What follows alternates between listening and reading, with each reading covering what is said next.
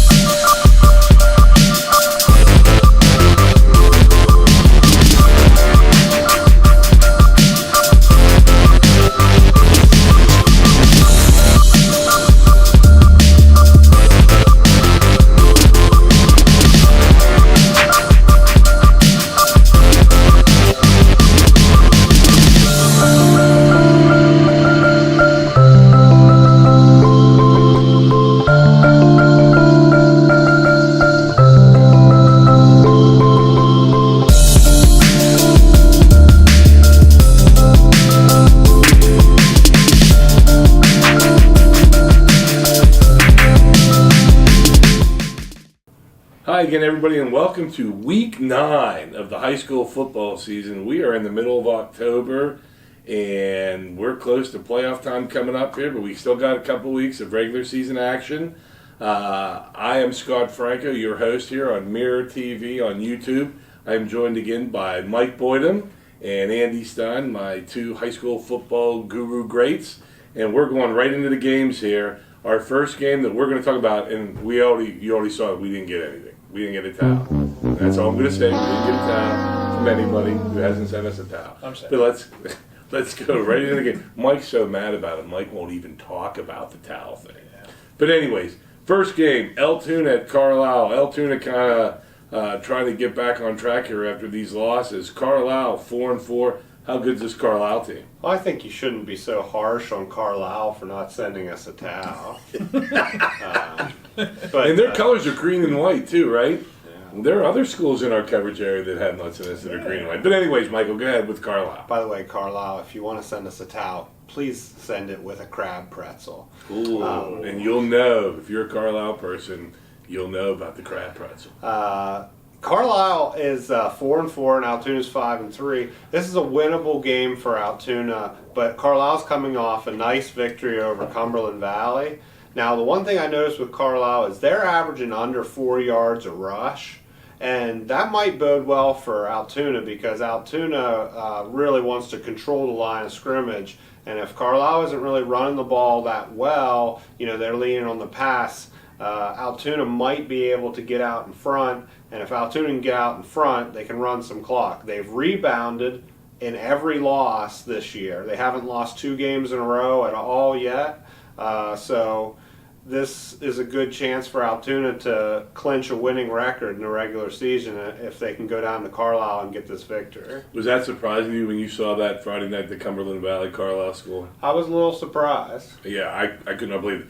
I think you're like me. You picked Carlisle. If Yeah, this I did. game were at Altoona, would you? Because I would have taken Altoona. Yeah, They that made was- me nervous, the road going down on the road. Yeah, and that's a long trip, I know. And yeah, I might have picked Altoona if they were playing at Mansion Park right now because it's a winnable game, I think. But And the Cumberland Valley thing scares me too. If you're Right. coming up to, but maybe they'll be so high off that win that they'll stub their toe this week.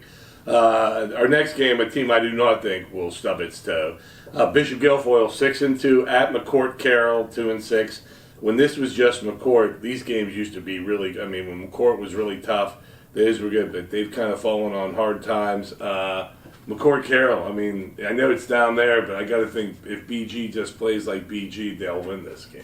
Well, pretty discouraging performance by McCort-Carroll last week. I think they lost to Central Cambria 44-7. They've been competitive in some games, but it seems like they have not progressed as the season has gone on.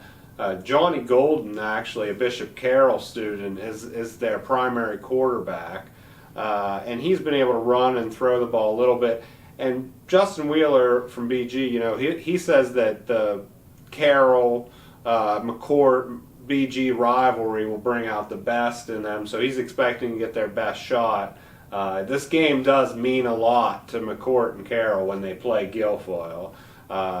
Whether they've had the season they wanted to or not, when they play BG, that game means extra to them. Were you ever on a 2-6 team who in week 9, where you were trying to, listen to your coaches tell you, hey, we get 2 or 4, or were you like thinking you're a wrestler? Yep. When's wrestling start? So how hard is that for 2-6 kids? yeah, I don't know if I was thinking about wrestling at this point of the season, but yeah, we were 2-6 going into week 9, and I think we had Chestnut Ridge in week 9. When Chestnut Ridge was a really good team back then. So yeah, I think we were still focusing on winning a game and finishing out the season the right way, but yeah.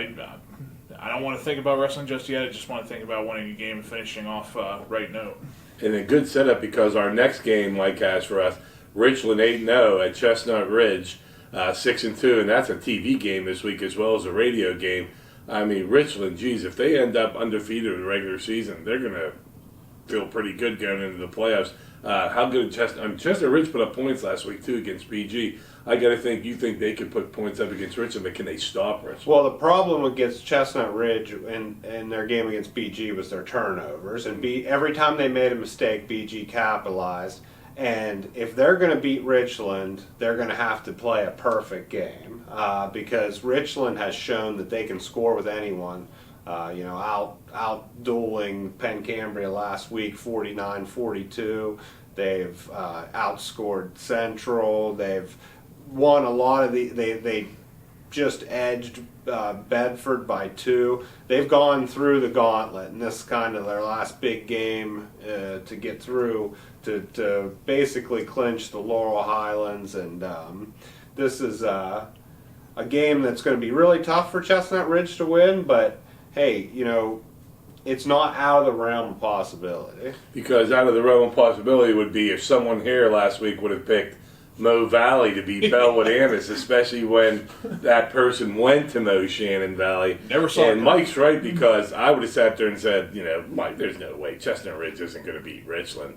But I would guess that even high school kids could pull off an upset every now and Sure, then. yeah, absolutely. I think so. I mean, I know it's going to be tough for Chestnut Ridge, and one thing that I just thought of, I mean, this is my first season covering the Laurel Highlands Conference, and I knew it was good all along, but it seems like every week we have some really good game going on, and this one just happens to be at this week.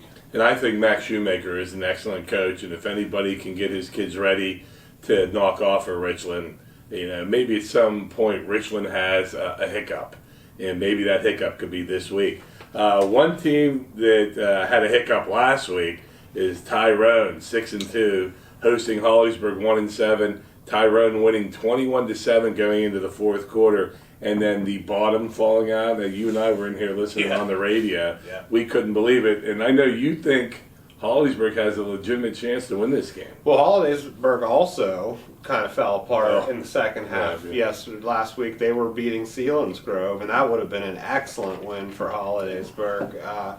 Both of these teams have struggled this year in running the football, but when I talked to John Franco this week, I kind of talked to him a little bit about the running game, and he said it's kind of been out of design that they haven't run the ball that much because Brady Ronan has been hurt.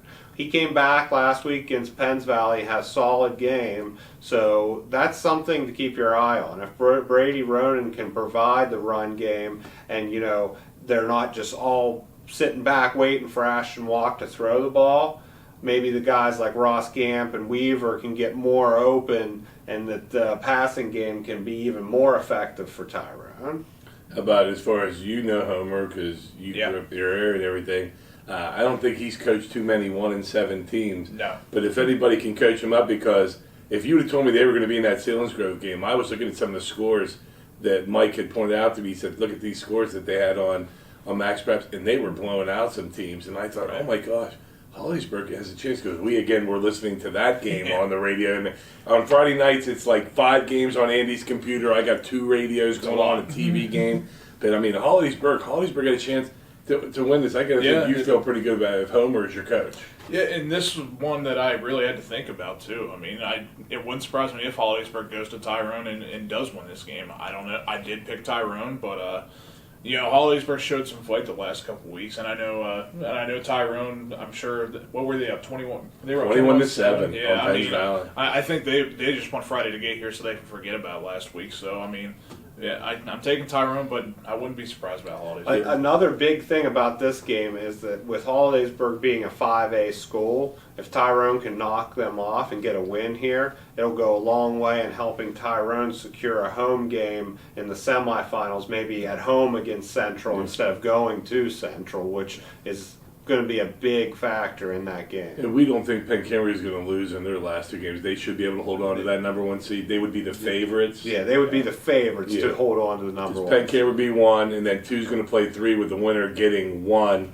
And incidentally, I'm taking Hollidaysburg. I wanted to take Tyrone.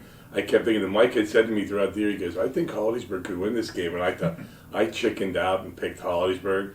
Because if Hollidaysburg, I'll have my brother mad at me, because my mom's not around anymore to be mad at me. If I picked Hollidaysburg to lose, I think my sons would have even been mad. And I picked them to lose a lot this year because they're 1-7. But anyways, that's always a game that I don't enjoy because it tears me apart. But anyways. Last year, oh my God. Now last year though, hey, Hollidaysburg's playing hard these lately. yeah, So. Tyrone was winning 6-0. He took the opening kickoff, and they drove down and scored. I went, oh my gosh, they're going to beat Hollidaysburg. I'm going to be upset. But then they weren't. And I didn't have my mother to ask for any help.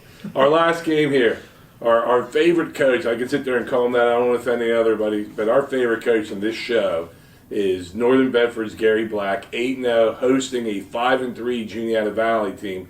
Juniata Valley's coming off of a big loss too, correct? Yeah, they lost 56-7 to Winburn. Yeah, I mean, are they going to be in bounce back mode here? Because that was an awful loss, I would think. Well, Juniata Valley didn't do much of anything well in that game, and they have kind of been inconsistent throughout the whole season. At one point, Andrew McMonigal was running the ball really well for them. Then they just had a random game where Jacob Rodkey ran for over 200 yards. Then they go out and just couldn't move the ball at all on the ground. Their only touchdown was a touchdown pass, which they haven't done much of this year. Northern Bedford, however, has been consistent throughout the whole year, and it's really going to be interesting to see how they do against Juniata Valley. Are they going to go out and beat them 56-7? I don't know. Last year the game was only 7-6. That's right. So I don't really know what's going to happen here, but I think this might give us a big clue as to what might happen when Northern Bedford plays Winburn in the District 5 playoffs. I'd like to see Northern Bedford hang on to that number 1 seed in District 5 because maybe they'll get a bye in the first round of playoffs and Gary can come be on our show. So Mike's being selfish, which is a good thing for our ratings. I'm curious, when you played the late 2000s, what was Northern Bedford's program like? Because Gary's turned them into a. I know they used to coach Jeff Bachel, right? I know back then, like the ICC was kind of weird just because we didn't play Northern Bedford my whole varsity career. I think we might have in junior high, but from what I remember, Northern Bedford was pretty good back then. Yeah, they just seemed like they always had winning teams, but absolutely, but these guys are crushing people. Absolutely, now. yeah. And good for Gary Black, good for that community. With that said, we are going to get to our fun stuff now. First is Mike's stat of the week. Stat of the week. Stat of the week. There we go. I sang it. There's our song. Go ahead. Well, last week we didn't talk about the Central game this week, so I am going to throw a Central stat of the week on there for all of our Central fans. Hunter Smith made a game-winning field goal against Bedford, and he also caught a 2-point conversion. That means that he is the only player in our core coverage area that has scored a touchdown, kicked a field goal, made a 2-point conversion, and kicked an extra point. And he's only a junior, right? Yep. Only a junior, and he has not learned how to drive the bus, but maybe they could get him also. He's old enough looking. He could drive the bus. Next up is Stein's line, which here comes the sound effects. I'm going to have to ask our director, Lawrence Kasdan, over there, where that voice is that you have whenever you have the lineman people. You have to tell me that off the air because I love the voiceovers of the line coach in your. It's very good. Yeah. It's really good. Yeah. Short steps. Short steps are better than long steps. Okay, so I got a suggestion on Twitter this week to make Mo Valley my line of the week, and as much as I want to do that, Because of that win over Belwood. hey, I mean, nobody saw coming. I never saw that coming, and then shout out Mo Valley because that was pretty impressive. That was pretty cool. I say that respectively because I like Nick Lovrich and the Belwood program. But I am going to make Central Cambria my line of the week because of this one very impressive stat. 452 rushing yards. Incredible. 3 guys ran for over 100 yards. Their offensive line starters are left tackle Carter Quick, left guard Hunter Pitzinger, center David Smith, right guard Declan Eastep, right tackle Jeremy Dillon, and the tight end, here we go, good Italian name, Yeah. Rocco Garzarelli. I know. I don't know. I can't even made think it of. last year. Did he? You know who else made it? It was Carter Quick. Carter okay. Quick's been around a couple years because I love that. It's Carter with a K. Carter with a K. Carter with a K. That's also Rocco Garzarelli. He should just get a special invitation to the Franco house on Christmas Eve for the 7 fishes. We'll talk about that later again. Good job to the Red Devils, though. But anyways, then what a great segue into my favorite There we part, go. Mike's least favorite part, our cool names segment. I wanna know what's the name of the game? And here we go. We're week 9. Actually, Andy gave me this kid's name a couple weeks ago, but I was building up to it. But we have first from Mo Shannon Valley, freshman cornerback, and if I'm saying it wrong, okay, Valent. It looks like Valiant, but without the I. It's Valent Cervenak. Yep, Cervenak is right. That's a Mo Valley name. His dad was one of my 8th grade coaches, or one of my junior high coaches. One of my favorites. And I'd love to know, you can tell me off air what the Valent is, where that comes from. What's the root of that? Good question. But then the Phillipsburg Osceola name is my other name. And again, I love alliteration. How about the fact is that Mike hasn't exploded yet? He's very calm sitting really here. bad. I don't think he's blinked yet. But anyways, Phillipsburg Osceola senior tight end defensive lineman Preston Putillion. Really good. Preston Putillion.